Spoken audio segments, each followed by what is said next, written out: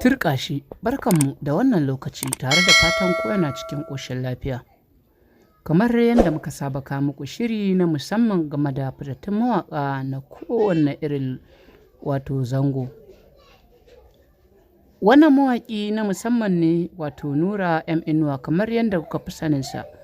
Mawaƙin ya shahara ƙwarai da gaske wajen yin kiɗa da kuma waƙa da ƙera fina-finan Hausa. Domin wannan mawaƙi ya kasance yana ɗaya daga cikin manya-manyan daraktoci na masana'antar Kannywood. Domin mutum idan ya san Abnur, to Nura M Inuwa yana ɗaya daga cikin masu shirye-shiryen fina-finan Abnur. Domin haka wannan mawaƙi ya yi shura wajen rera waƙoƙi na biki da kuma na suna, kai har da ma irin waƙoƙin siyasa. Yanzu na ga Nura M Inuwa yana wallafa irin su da kuma waƙoƙin soyayya. Kai wannan mawaƙi a gaida kai, domin irin gudunmuwar da kake bayarwa ta musamman ce. Ba kowane irin mawaƙi ne yake iya irin wannan waƙoƙin da yake yi ba, amma wani hanzari ba gudu ba. Waɗansu suna ta maganganu cewa shahararren mawaƙi Nura M Inuwa ya samu lambar yabo ta musamman. Ba kowane irin mawaƙi ne ya sami irin lambar yabon da wannan mawaƙi ya samu ba, amma wasu kan ce ya kamata a ce Nura M Inuwa shi aka naɗa sarautar mawaƙa ta Hausa, domin irin gudunmawar da ya bayar ta musamman ce, ba ta da adadi ballantana a ƙirgata.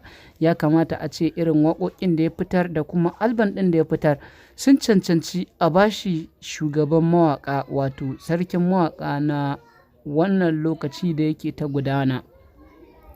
Shahararren mawaƙin ƙwarai da gaske ina da ƙoƙari wajen bayar da gudunmawa ta fannin waƙa domin isar da saƙo kusa da kuma nesa. Wannan mawaƙi ƙwarai da gaske yana da hazaƙa wajen rera baitocin waƙoƙi kowanne iri, saboda ya san yanayin da zai iya lanƙwasa harshensa har ya fitar da waƙa da za ta ba da ma'ana. To amma waɗansu ba sa goyon bayan hakan, na cewar a ba wa wannan shahararren mawaƙi wannan lamba ta girma, ta sarautar mawaƙa na Hausa a Najeriya. To amma yanayin yadda kake aiki shi ne zai nuna yanayin yadda ƙoƙarinka yake. Domin haka ni dai daga fannina ina cewa gaskiya wannan shahararren mawaƙi yana da matuƙar ƙoƙari, ya cancanci a yaba masa da irin gudunmuwar da yake bayarwa. Amma masu sauraro kuma za ku iya ba mu amsa a comment domin sanin irin ra'ayoyinku game da yanayin da kuke gani a kan wannan mawaƙi. Ya cancanci a bashi sarautar waƙa ko kuma akasin haka ne a gurinku?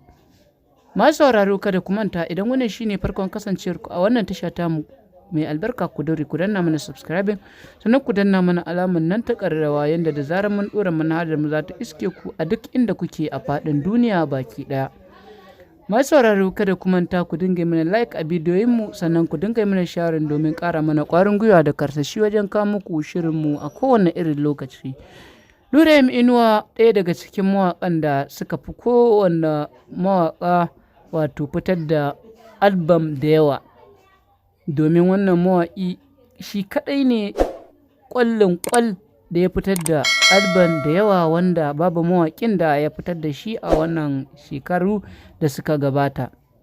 Masu sauraro kada ku manta ku dinga aje mana comment domin sanin ra'ayoyinku. Mun gode da sauraro, a huta lafiya.